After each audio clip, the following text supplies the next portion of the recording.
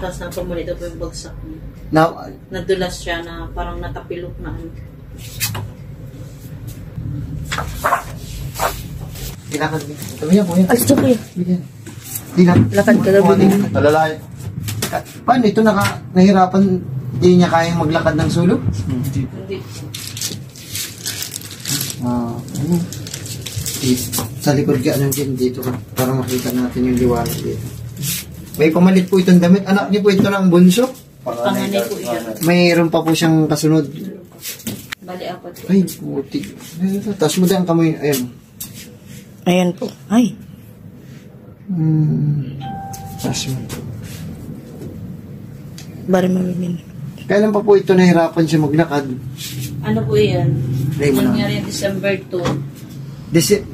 Simula ng December 2, hindi pa po siya nagsabi na may pero hindi, I mean po, yung nagsimula po siya na nahirapan na maglakad. Nung ano na po yun?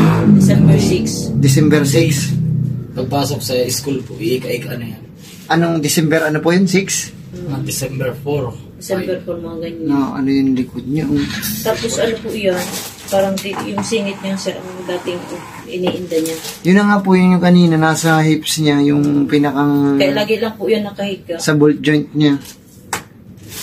Sana naagahan natin. Lagi lang po yan nakahiga. Oo, ano na ito? Dire-diretso na ang ano nito. Di na ito makakalakad mga 2 buwan. Kasi ang nadali sa po kasi kanya, lumbar. Ito pinakang masilan to, sir. Lumbar yan. Tapos, yung pinakang hips niya dito, dumikit din. Paano nagbagsak ito? Nagbagsak. Paano bagsak mo? Bumagsak itong pitan mo, ano? Siya na nga. Basta itong bumagsak, papasok yung ball joint na dito. Tapos ito, magkukompress. Kaya ang inano ko nga po, hindi siya nagsabi agad. Kasi ito ay di agad nyo nadala ay. Iaano ko kayo. Ngayon, ito yung treatment namin po ito. Yung kailangan po nito ay bone alignment nerve therapy. Tapos, titingnan natin yung may after nyan, yung adjustment nyan. Kung makalakad na siya ng maayos, magre-recover pa siya at 1 week to 2 weeks. Pero mas maganda sana kung mapalo-upan mo pa ito ng 1 o 2. Kasi ito ay hindi ito basta-basta ay. Kailangan nyo ng pala. Ang tawag dito sa case na ito, mga lumbar spondylosis to. O mga tembo to niya. Sir, kasi ito yun ang tinatakot ko sa inyo. Kaya pintas ko yun. Sino pa nagrekomenda po sa inyo nito?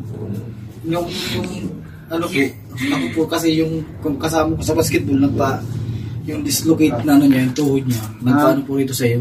Oo. Yung naputulan yata ng buto.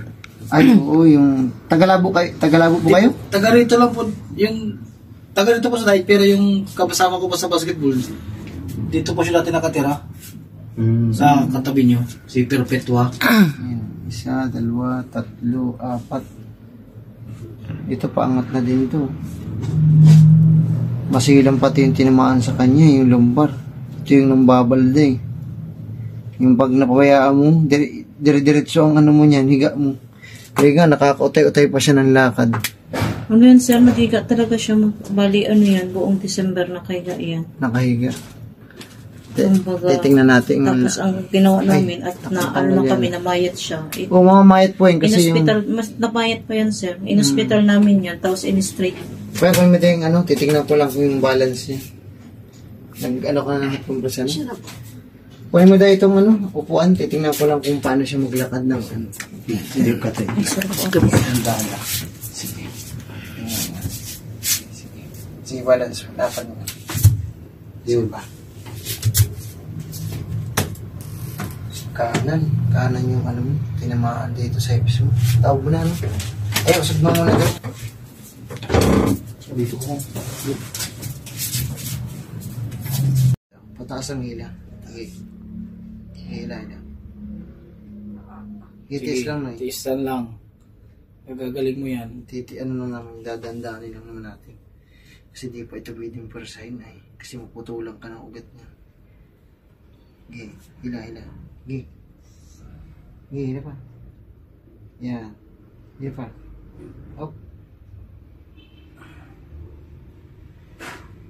Ganyan lang. Hinga, relax lang yan.